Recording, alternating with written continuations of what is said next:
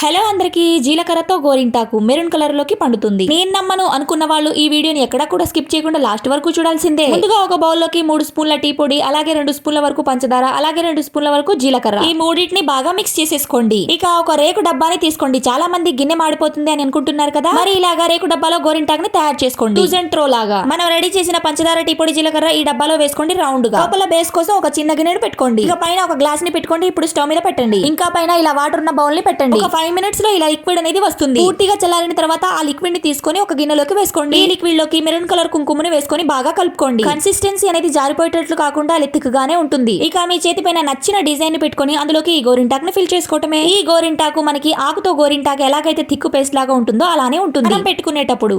ఇక ఒక 10 to 15 minutes తర్వాత వాష్ చేసుకోవటమే. ఈ గోరింటాకు మనకి 4 to 5 డేస్ వరకు ఉంటుంది. మెరూన్ కలర్ కుంకుమని యాడ్ చేసాం కాబట్టి సూపర్ గా డార్క్ కలర్ లోకి అయితే పండుతుంది. నచ్చితే మీ బ్యూటిఫుల్ హ్యాండ్స్ ఒక చిన్న లైక్ చేసి ఛానల్